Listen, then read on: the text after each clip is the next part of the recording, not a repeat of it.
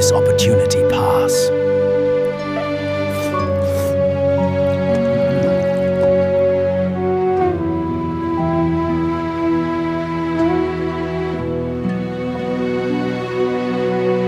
The general's last meal.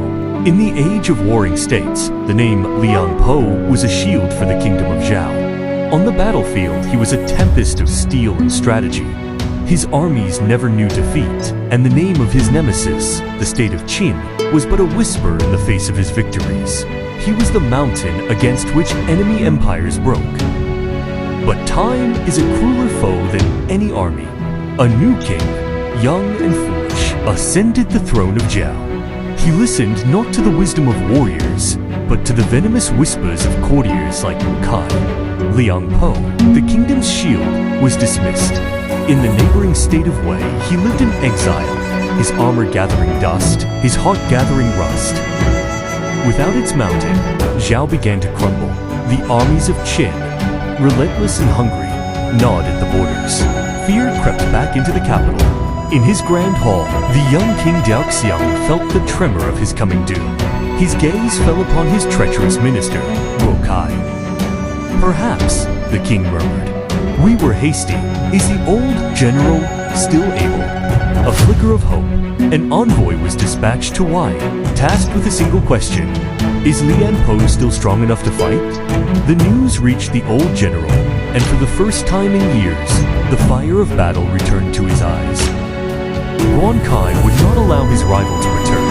He summoned the king's envoy to a private chamber. Gold, heavy and silencing, was exchanged. The king needs the truth, Kai hissed, his meaning clear. An old man is an old man.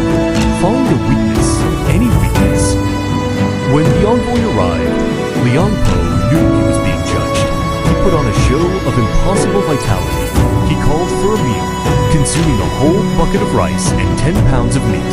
He ate not with hunger, but with defiance, proving the furnace in his belly still burned hot. After the meal,廉颇roared for his armor. The heavy plates, which would crush a lesser man, settled upon his shoulders like a familiar cloak. He strode into the courtyard, leaped onto his warhorse, and galloped with the fire of his youth. The setting sun glinting off his helmet, he was still the storm. The envoy returned to the court of Zhao and knelt before the king. My king, he began, General廉颇is as mighty as ever. His appetite is that of a tiger's. The king smiled. However, the envoy added, his voice laced with false pity, his body is old. During my short visit, he was forced to visit the latrine 3 times. The lie, so petty and vile, did its work. The king's smile vanished. A general who could not control his own bladder could not control an army. The hope that had bloomed in the court withered and died. He is too old, the king declared. The matter was closed.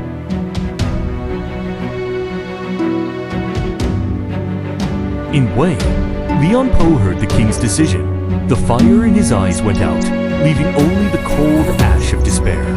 He, who had never been defeated by the swords of Qin, was felled by a lie about his toilet habits. He eventually traveled to the state of Chu, and there he died, an exile, forever gazing north toward the home he could never save.